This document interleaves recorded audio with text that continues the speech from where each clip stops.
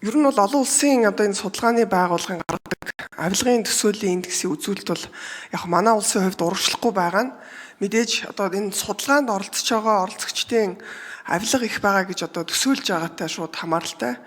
Гэхдээ товчхондоо бол одоо манай нийгэм одоо бүх зүйлийг дабл стандарт авилга байгаа гэж ер нь бодож үнэлж байгаа.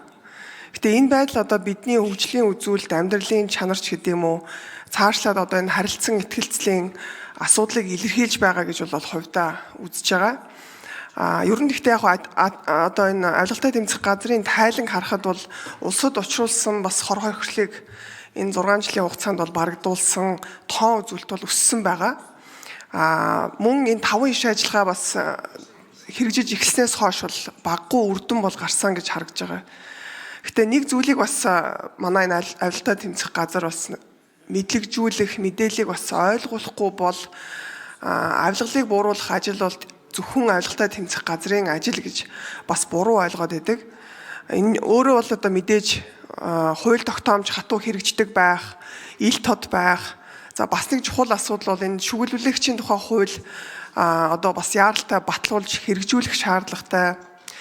За мөн одоо энэ эдийн засгийн өсөлтгээ түрүүн бас гişүүд хэлжсэн. Эдийн засгийн өсөлт өөрөө сайжрах тусам энэ авилгалын индекс өөрөө буурах бас боломж үүсдэг.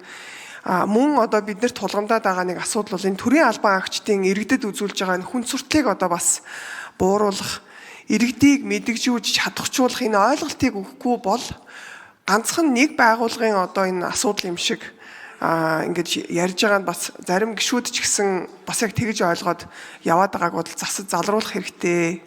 Тэгэхээр авилгалын хэрэг энэ нууц далд байдалд хийгддэг эрх бүхий албан тушаалтнуудтай холбогддог учраас энэ язгуур үндсийг бол таслан зогсооход бол зөвхөн энэ авилгалтай тэмцэх газрын нэг байгууллагын одоо ажил биш юм аа.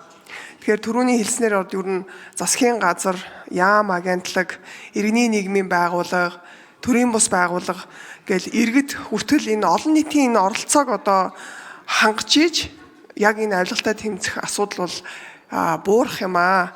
Тийм учраас одоо энэ улируулан сонгох асуудлыг бол дэмжиж байгаа. Эхлүүлсэн ажлыг 6 жилийн хувьд одоо хугацаанд юу хийх ёстой, хаанаас эхлэх ёстой, ямар одоо дүрм журам хуулийг одоо сайжруулснаар энэ ажил буурах ёстой вэ гэдэг ажлаа сайн ойлгоцсон хүний хувьд одоо өшөө цааш нь хэрэгжүүлж бэхжүүлэхэд онцгой анхаарах одоо ийм хэрэгцээ байгаа учраас дахиж нэг шинэ хүн сольж дахиж тэр хүнийг одоо ажилтаагаа танилцаж жигдэрх гэсээр байтал бидний авилгалын асуудал буурахгүй байх юм эрсдэл байгаа учраас одоо энэ улируулан сонгохыг одоо миний зүгээс дэмжиж байгаамаа гэж хэлмээр байна. За баярлалаа.